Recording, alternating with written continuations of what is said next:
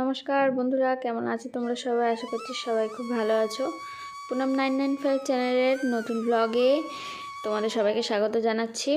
অনেক দিন পর ভিডিও বানাচ্ছি আর সকালবেলা খুব ঠান্ডা, বুঝতেই পারছো।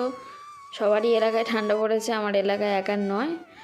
এখন বিছনাটা গুছিয়ে নিচ্ছি, ফের আবার পৌষ পার্বণ, বুঝতেই পারছো, মেলায় কাজ।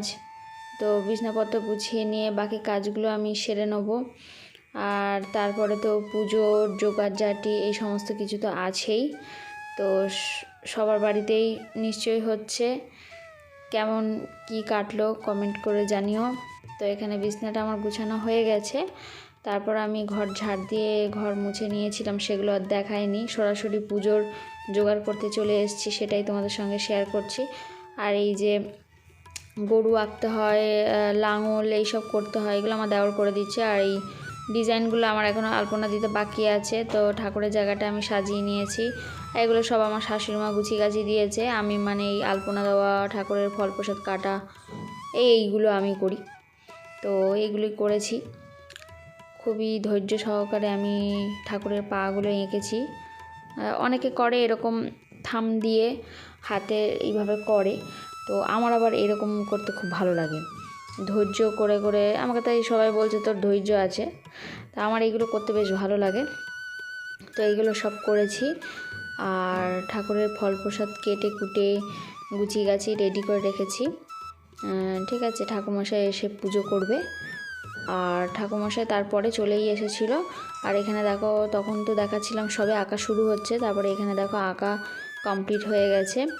ওইগুলো ও এঁকেছে, আর বাকিগুলো ডিজাইনগুলো আলপনা আমি করেছি। আর ফুল টুল দিয়ে সাজিয়ে সব কিছু করে রেখেছি। তারপরে ঠাকুরমশাই এসে গেছিলো, ঠাকুরমশাই পুজো করে গেছে।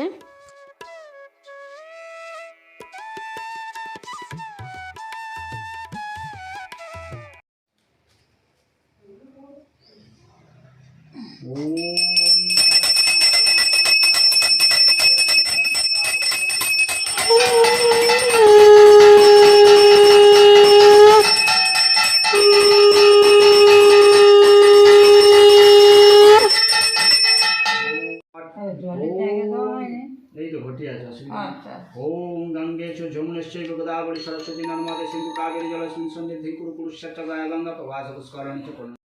দুপুরে হয়েছিল ভাত, ডাল, আর বাঁধাকপির ঘন্ট, টমেটোর চাটনি, আর হয়েছে এখানে আলু ভাজা। তাড়াহুড়োর মধ্যে আর ঠাকুর প্রসাদ তোলা এই সমস্ত কিছু আর দেখাতে পারিনি, খুবই ক্লান্ত হয়ে পড়েছিলাম। আর তারপরে দেখো সন্ধেবেলা পিঠে হচ্ছে, এখানে সরু চাকলি হয়ে গেছে, অনেকটাই হয়ে গেছে, দুপুরবেলা থেকেই শুরু করা হয়েছে। আর এখানে সরু চাকলি, এটাকে বলে আশকি পিঠে। আশকি পিঠে হচ্ছে, এরপরে হবে সরু চাকলি। তো তারপরে একটা দেখো আমি করেছিলাম, ওটা তো শাশুড়ি মা করেছিল, এটা আমি করেছি।